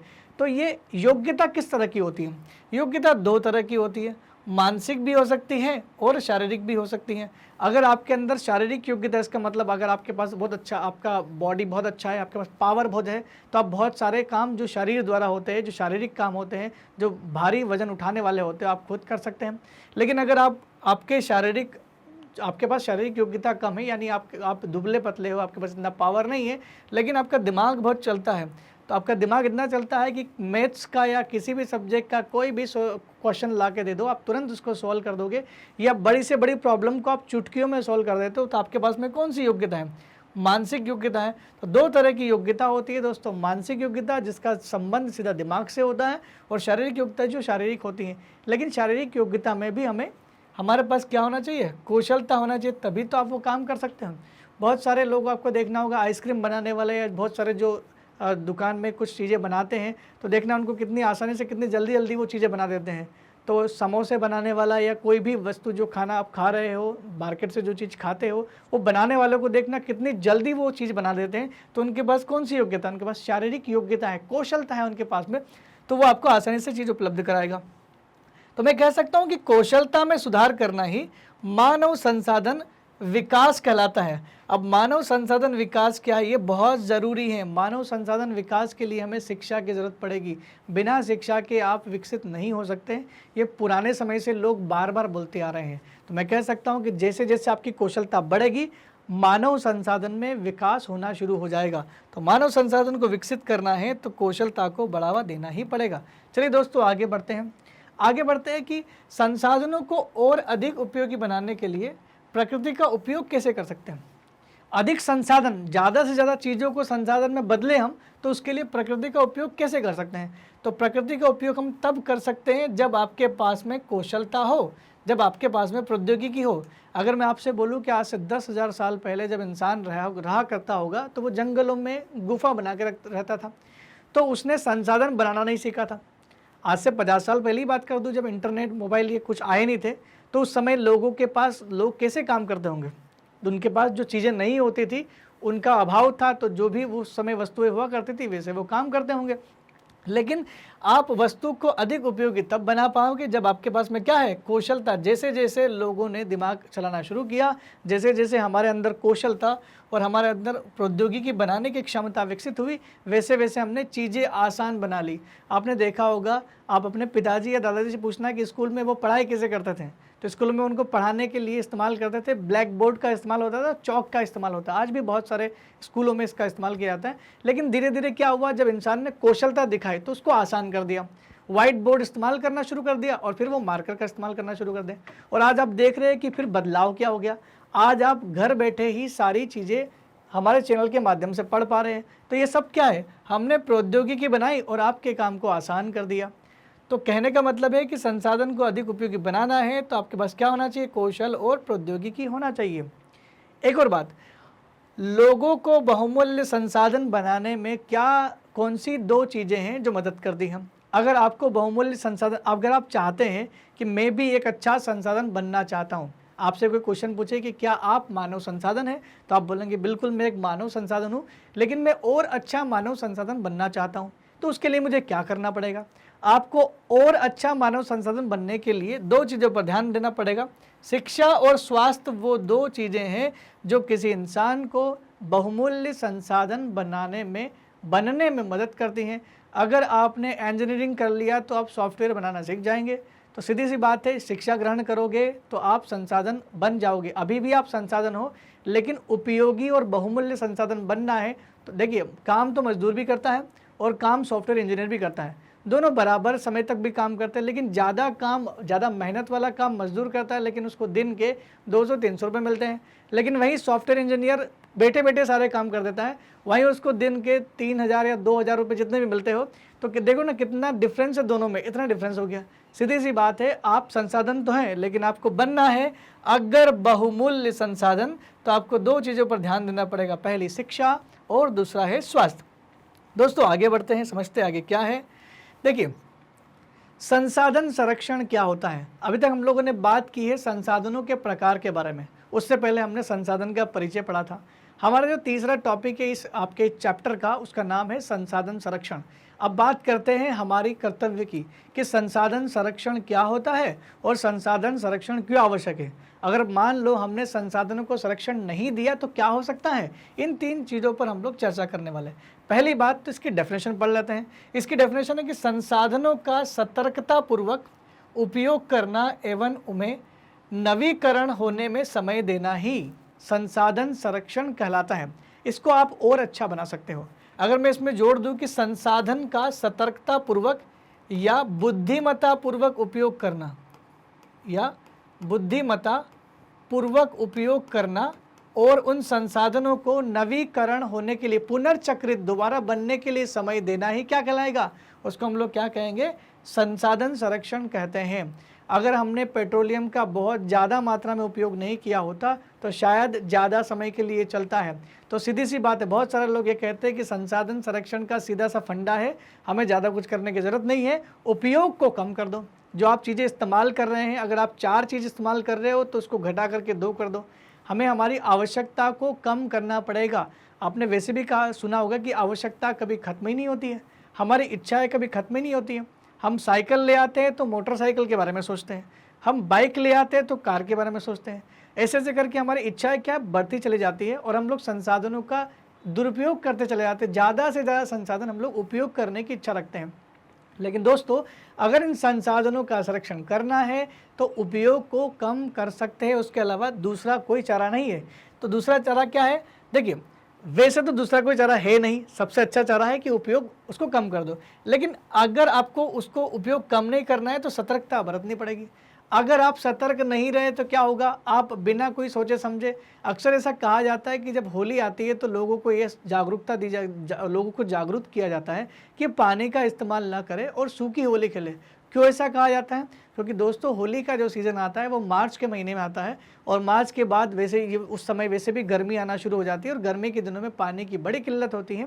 भारत में ऐसे बहुत सारे लोग होंगे जो पानी की वजह से जो है, हो सकता है उनको जीवन में बहुत समस्या झेलनी पड़े। हम जो पानी ढोल देते हैं, हम जो पानी जो वेस्ट कर देते हैं, वो सारा पानी उनके इस्तेमाल हो सकता है। तो ऐसे में संसाधनों का दुरुपयोग नहीं करना चाहिए। अगर आपने सतर्कता नहीं बरती और दुरुपयोग किया तो संसाधन दुर्लभ हो जाएंगे, आपको देखने को ही नहीं मिलेंगे और हो सकता है कि आप उनको खरीद भी ना पाए, इतने महंगे हो जाएं।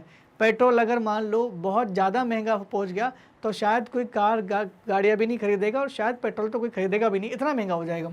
और अनवीकरणीय संसाधन तो वैसे ही समाप्त हो जाएंगे। अनवीकरणीय संसाधन में तो मैंने आपको बताया कि पेट्रोलियम, कोयला वैसे भी कम बचा हुआ है, तो ये तो वैसे भी समाप्त हो जाएंगे। कब होंगे? जब हमने क्या नहीं बरती? सतर्कता नहीं बरती। लेकिन इसको बचाया जा सकता है दोस्तों, बचाया जा सकता है। कैसे? संसाधनों का संरक्षण करके बचाया जा सकता है। कैसे करना है? संसाधनों का सतर्कतापूर्वक, संसाधनों का बुद्धिमत्तापूर्वक उपयोग करना और उन संसाधनों को नवीकरण होने के लिए प्रॉपर समय देना संसाधन संरक्षण कहलाता है। आइए दोस्तों, आगे बढ़ते हैं,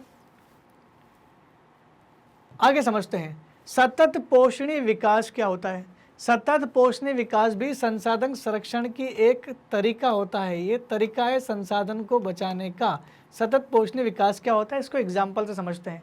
फॉर एग्जाम्पल मैं आपसे कह दूं कि आपने अपने जीवन में जितनी भी शिक्षा ग्रहण करते हैं, आप 8वीं तक पढ़ चुके हैं, तो आप कक्षा 1 से कक्षा 8 तक पढ़े हैं। मान लो आपने कक्षा 1 से कक्षा 8 तक 100 किताबें पढ़ी हैं और 100 नोटबुक आपको लिखने के लिए मिली है, तो बहुत सारा आपको कागज़ मिल गया है।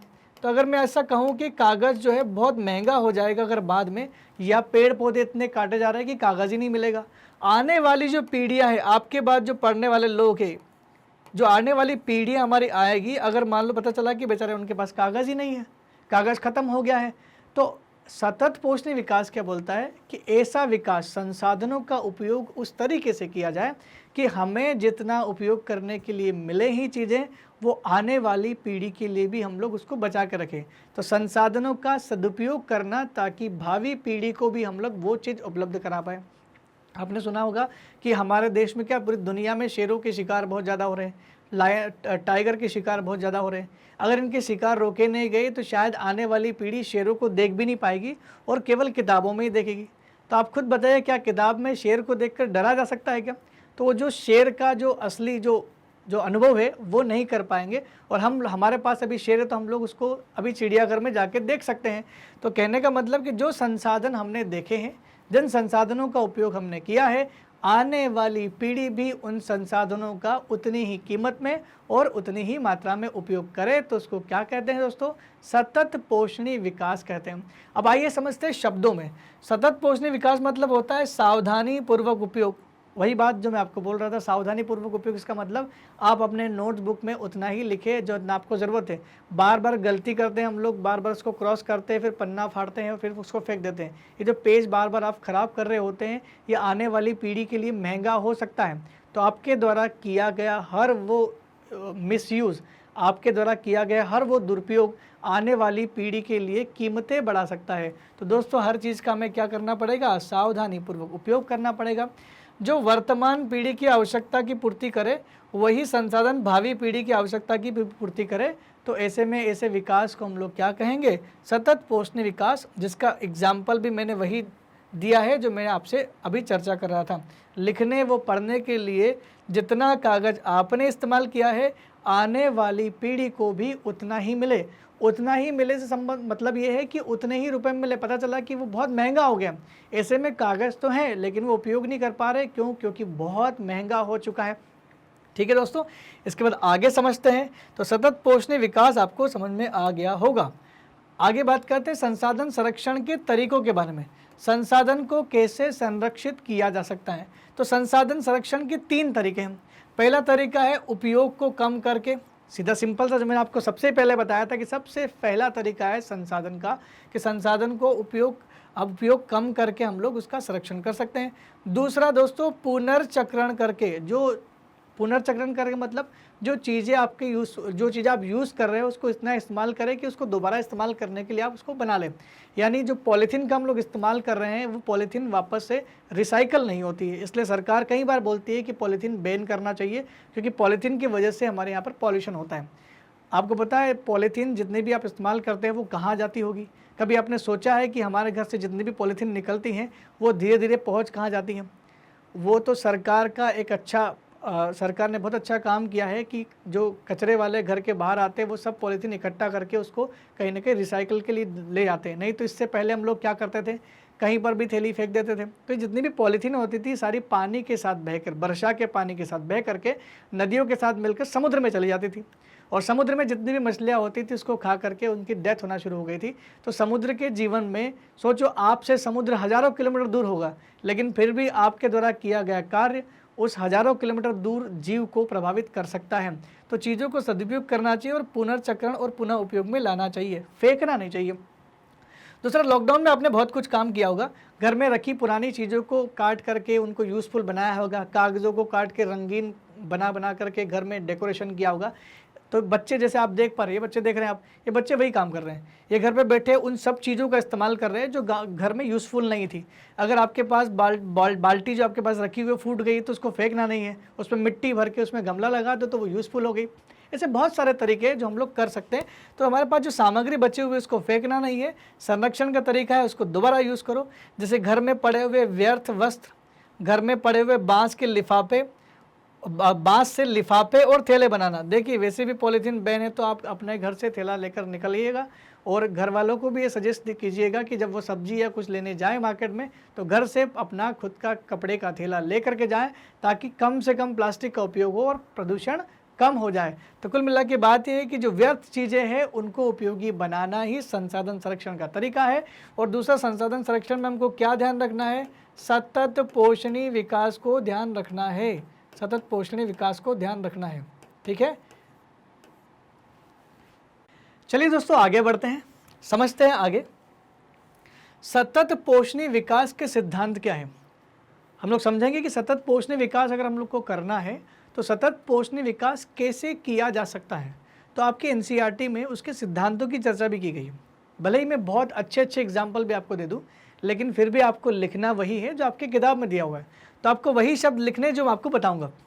ठीक है, बात करते हैं। तो सतत पोषणीय विकास का जो पहला सिद्धांत है वो क्या बोलता है? जीवन के सभी रूपों का आदर और देखभाल करना। जीवन के सभी रूपों का आदर और देखभाल करना मतलब जीवन के सभी रूप से मतलब है कि इंसान के अलावा जीवन और भी जीव जंतु, पेड़ पौधे, सभी ये जीवन के रूप हैं। तो हमें जीवन के सभी रूपों का आदर सम्मान करना चाहिए। आपने देखा होगा कि गर्मी के दिनों में पानी की कमी आने की वजह से बहुत सारे लोग अपने घर के बाहर या घर की छत पर छोटे छोटे बाउल रखते हैं, उसमें पानी भर देते हैं, वो उन पक्षियों के लिए पानी भरते हैं। तो अगर मैं ऐसा कह सकता हूं कि उन लोगों की सोच सतत पोषणीय विकास की तरफ है तो बिल्कुल सही है कि वो सभी जीवों की तरफ उनका ध्यान है। तो जीवन के सभी रूपों का आदर और देखभाल करना, जैसे पेड़ों को नहीं काटना, पेड़ों को नुकसान नहीं पहुंचाना, ये भी हमारे लिए एक तरह का सतत पोषणीय विकास ही है। अगर मैं ऐसा आपसे ऐसा कहूँ कि हमारी ड्यूटी क्या है, तो हमारी ड्यूटी भी यही है, हमें प्रकृति का संरक्षण करना चाहिए, क्योंकि जब हम प्रकृति का संरक्षण करेंगे तो संसाधनों का संरक्षण भी हो जाएगा। दूसरा पॉइंट है दोस्तों, मानव जीवन की निपुणता को बढ़ावा देना। मानव जीवन की गुणवत्ता और निपुणता को बढ़ाना। अगर मानव जीवन की निपुणता और गुणवत्ता बढ़ जाएगी तो ऐसे में इंसान की जो सोच है वो बदलेगी, और मानव की जब सोच बदलेगी तो वो सतत पोषणीय विकास की ओर अग्रसर होगा, और वो इन सब चीज़ों को इतनी अहमियत देगा जो हमसे जुड़ी हुई नहीं है। अगर मैं आपसे कहूँ कि बहुत सारे जीव जंतु पशु पक्षी आपसे जुड़े हुए नहीं है, लेकिन फिर भी इस पर्यावरण में उनका बहुत महत्व है। तो सतत पोषणीय विकास के लिए हमें मानव की गुणवत्ता को और बढ़ाना पड़ेगा, ताकि संसाधनों का दुरुपयोग करने के बजाय उनको पुनर्चक्रित करके बार बार यूज़ में लेकर के आ जाएं। तो अगर सालों से भारत में, दुनिया में पॉलीथीन चल रही है, तो किसी का दिमाग तो इसमें चल रहा होगा कि पॉलीथीन जब पॉल्यूशन कर रही है तो इसका विकल्प खोजें। और इसका विकल्प ऐसा लेकर के आए कि वो चीज़ जो पॉलीथीन का काम भी कर दे और वो जो प्रदूषण है वो भी ना हो। तो वो कैसे किया जा सकता है? जब हम लोग निपुण हो जाए, गुणवत्ता बढ़ जाए। बहुत सारे IIT के स्टूडेंट्स भारत में ऐसे हैं जो ऐसा काम करने के लिए अलग अलग आइडियाज़ लेकर के आ रहे हैं, लेकिन जल्द ही हमें उसमें भी बहुत अच्छा सफलता मिल जाएगी। तीसरा बिंदु है दोस्तों, पृथ्वी की जीवन शक्ति और विविधता का संरक्षण। पृथ्वी की जीवन शक्ति और विविधता का संरक्षण से मतलब क्या है? पृथ्वी की जीवन शक्ति मतलब आप क्या समझते हैं? पृथ्वी की जीवन शक्ति का मतलब यह है कि पृथ्वी पर जीवन संभव क्यों है। पृथ्वी पर जीवन जो संभव है वो कुछ कारणों की वजह से है। एक तो ये कि पृथ्वी पर सांस लेने के लिए आपको ऑक्सीजन मिल जाती है। फ़र्ज़ करो अगर ये ऑक्सीजन नहीं होती तो क्या हम लोग जीवित रहते? तो पृथ्वी की जीवन शक्ति में ये जो प्राण वायु ऑक्सीजन है ये बहुत महत्वपूर्ण है, तो हमें इसको भी संभाल के रखना है। इतना ज़्यादा कार्बन का उत्सर्जन नहीं करना है कि हमारे ऑक्सीजन की कमी पड़ जाए। और दूसरा ये कि उसके अलावा और क्या चीज़ है जो जीवन के लिए संभव है? आपने पढ़ा होगा ओजोन लेयर, ओजोन परत हमारे लिए बहुत महत्वपूर्ण है। सूर्य की जो किरणें हैं पराबैंगनी उनको रोकती हैं, अगर वो सीधे आ जाती है तो हम वैसे भी जी नहीं पाएंगे। तो ऐसा कह सकते हैं कि हर वो चीज़ जो प्रकृति ने हमें दी है और जो हमारी पृथ्वी की जीवन शक्ति है, चाहे वो जल ही क्यों ना हो। पृथ्वी सबसे अनोखी क्यों है? ऐसा प्रश्न कई बार आता रहता है। पृथ्वी सबसे अनोखी क्यों है? क्योंकि उसमें जल पाया जाता है और जल ही जीवन है, ये कई बार आपने सुना होगा। इसका मतलब हमें इन सभी शक्तियों का और विविधता का मतलब जीव जंतु प्राणी और जितने भी पेड़ पौधे हैं, जितने भी जो प्रजातियां हैं, सबकी रक्षा करना, संरक्षण करना हमारा कर्तव्य है। तो ये सिद्धांत के अंतर्गत आएगा। नेक्स्ट पॉइंट आपका जो है वो है प्राकृतिक संसाधनों के ह्रास को कम करना। दोस्तों ह्रास मतलब क्या होता है? ह्रास मतलब खतरा, जो उनका कमी आ रही है, उनमें हानि जो हो रही है ना, संसाधनों में जो हानि हो रही है उसको कम करना। प्राकृतिक संसाधनों के ह्रास को कम तभी किया जा सकता है जब प्राकृतिक संसाधनों का दुरुपयोग ना करें, जब हम प्राकृतिक संसाधनों का हद से ज़्यादा इस्तेमाल ना करें, उतना ही इस्तेमाल करें जो आपके उपयोग के लिए हो। अगर हम लोग ज़्यादा ही पेड़ काटेंगे तो आगे हमें पेड़ लगाना भी चाहिए। तो ह्रास को कम करना, अगर प्रकृति को, अगर आपको फर्नीचर बनाना है तो आपने 2 पेड़ कटवाए और उससे घर का पूरा फर्नीचर तो बन गया, लेकिन आपको क्या पता है कि उन 2 पेड़ के कटने से कितनी ज़्यादा नुकसान हो सकता है प्रकृति को। तो अगर आप 2 पेड़ को काट करके फर्नीचर बना रहे हो तो आपका कर्तव्य बनता है कि कम से कम 10 पेड़ जरूर लगाएं। तो अगर आप पेड़ काट रहे हो तो पेड़ लगाना भी चाहिए, वही सतत पोषणीय विकास कहलाएगा। पर्यावरण के प्रति व्यक्तिगत व्यवहार और अभ्यास में परिवर्तन लाने की ज़रूरत है। पर्यावरण के प्रति व्यक्तिगत व्यवहार क्या होता है? हम पर्यावरण के प्रति जो हमारा व्यवहार है, हम पर्यावरण को नुकसान नहीं पहुंचाना है, पर्यावरण का जो कचरा नहीं करना है, प्रदूषण नहीं फैलाना है, कार्बन का उत्सर्जन नहीं करना है, बहुत सारी चीज़ें होती हैं जो हमारे व्यवहार में होती है। अब इसमें भी परिवर्तन लाना है। पर्यावरण संरक्षण हमें करना चाहिए। पर्यावरण से संबंधित जो भी चीज़ें जो पर्यावरण को नुकसान पहुंचा रही है उसका उपयोग नहीं करना चाहिए। बहुत सारे लोगों की इसमें जो फिलोसॉफी होती है, जो थ्योरी होती है, जो सोचते हैं, क्या बोलते हैं वो, कि मैं पर्यावरण का संरक्षण करता हूँ और मैं ना तो पेड़ काटता हूँ, ना गंदगी करता हूँ और न ही पॉलीथीन वगैरह का इस्तेमाल करता हूँ, तो मैं पर्यावरण प्रेमी हूँ। लेकिन इसमें क्या कहा गया है कि आपके व्यवहार और अभ्यास में भी परिवर्तन करना पड़ेगा। जो आप अब तक करते आए हैं उसके अलावा भी परिवर्तन करना पड़ेगा। क्या परिवर्तन करना पड़ेगा? फ़र्ज़ करो कि मैं कचरा फेंकने के लिए जा रहा हूँ। अगर मैंने कचरा उस जगह पर डाला है जहाँ पर आकर के कचरे वाली गाड़ी उठा के ले जाती है, और मैं क्या देखता हूँ कि कुछ लोग अपने घर से ऐसे ही बाहर कचरा फेंक देते हैं और वो बाहर ही पड़ा हुआ है। तो मेरा फ़र्ज़ इतना नहीं था कि मैं अपना घर का कचरा कचरे के जो डस्टबिन होता है उसमें डाल के आ जाऊँ। मेरा फ़र्ज़ ये भी बनता है कि मैं उन लोगों से भी बात करूँ, उनको भी समझाऊँ जो कचरा ऐसे ही कहीं फेंक रहे हैं, उनको भी समझाऊँ कि आप कचरा वहीं डालिए जहाँ पर उसको डालने के लिए बोला गया है। या कोई व्यक्ति पेड़ काट रहा है, आप नहीं काट रहे हो, कोई दूसरा काट रहा है, तो आपको उसको भी रोकना चाहिए। तो हमारे व्यवहार में परिवर्तन से मतलब ये है कि हम तो नहीं करेंगे लेकिन दूसरों को भी प्रकृति को नुकसान नहीं पहुंचाने देंगे। अगर हमारे व्यवहार में परिवर्तन आ गया तो वो सतत पोषणीय विकास का सिद्धांत ही है। लास्ट है, समुदायों को अपने पर्यावरण की देखभाल करने के योग्य बनाना। समाज में जितने भी लोग हैं, जितने भी समुदाय हैं, उन समुदायों को इतना ज़्यादा जागरूक कर देना कि उनको पर्यावरण से होने वाली हानियों के बारे में पूरा ज्ञान हो और वो समझ पाए कि अगर मैंने ऐसा कुछ किया तो मुझे भले ही समस्या ना होगी लेकिन मेरे आने वाली पीढ़ियों को समस्या हो सकती है। तो आपके द्वारा किया गया कार्य आपकी आने वाली पीढ़ी के लिए समस्या बन सकता है। ये जागरूकता लाई जा सकती है समुदायों के अंदर। और वैसे भी आपको बता दूं कि भारत में कुछ समुदाय ऐसे हैं जो पर्यावरण के प्रति बहुत जागरूक हैं। राजस्थान और हरियाणा में एक समाज है जिसको बोलते हैं विश्नोई समाज। ये विश्नोई समुदाय जो है ये काले हिरण को लेकर के और पेड़ पौधे को लेकर के बहुत ज़्यादा जागरूक हैं। काले हिरण का संरक्षण करने के लिए ये समुदाय पूरा जीवन पर्यंत उनके लिए काम करते हैं। और आपने सुना भी होगा कि फिल्म एक्टर जो हैं सलमान खान के ऊपर एक केस हुआ था काले हिरण को मारने के लिए। राजस्थान में किसी मूवी की शूटिंग के दौरान उनने काले हिरण का शिकार किया था और उसी शिकार के बाद उनके ऊपर केस किया गया था। और वो सारा जो केस वगैरह जो उनके खिलाफ जो लोग हुए थे और वो सारा काम किसने किया था, विश्नोई समाज ने किया था। बहुत बेहतर काम किया गया है। और ऐसे ही और समुदाय को भी इकट्ठा होकर के पर्यावरण के प्रति सजग होना चाहिए। दोस्तों बहुत सारे गाँव ऐसे हैं जहाँ पर बेटी के जन्म होने पर पेड़ लगाए जाते हैं। ऐसी पेड़ लगाने की मुहिम अगर की जाए और सरकार ऐसे लोगों को अवार्ड भी देती है तो ऐसे में क्या होगा, हम पर्यावरण को बचा सकते हैं और हमारा सतत पोषणीय विकास का सिद्धांत पूरा हो सकता है। अब देखिए इसमें हमारा कर्तव्य क्या है, हमारा पर्यावरण के संरक्षण के प्रति कर्तव्य क्या है। हमारा कर्तव्य है कि हम पृथ्वी को बचाएं। हमारा कर्तव्य है कि हम लोगों के भविष्य को सिक्योर करें, लोगों के भविष्य को बचाएं।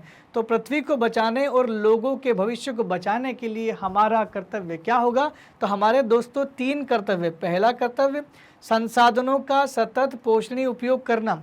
इससे पहले की स्लाइड में हमने संसाधनों के सतत पोषणीय विकास के अंतर्गत हमने सारे सिद्धांतों की बात की है। सतत पोषणीय विकास क्या होता है, इसकी डेफिनेशन परिभाषा भी हम लोग पढ़ चुके हैं।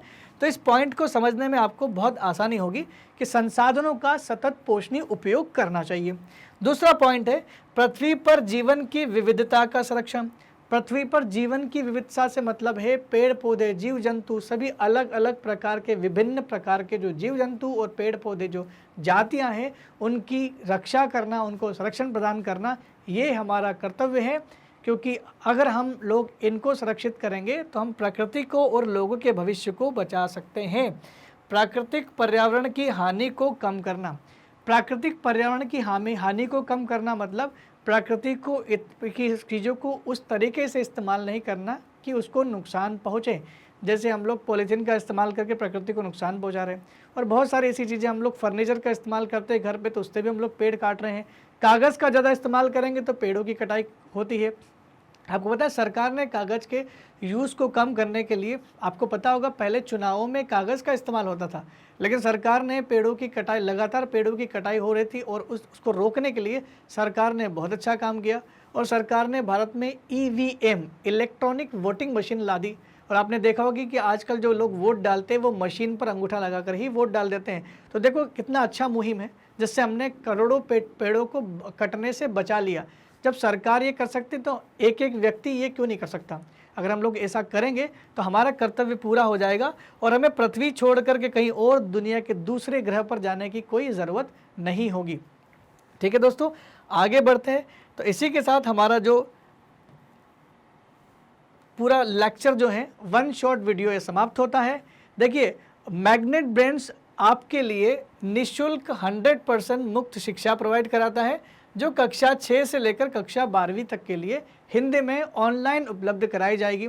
अगर आप मेरे वीडियो लगातार देखना चाहते हैं, अगर आप चाहते हैं कि आपको नोटिफिकेशन मिले, तो आप हमारे चैनल को लाइक, सब्सक्राइब और शेयर जरूर करें ताकि आपको सारे के सारे वीडियो, एक एक चैप्टर के वीडियो आपको लगातार सीरीज़ में मिलते जाएं।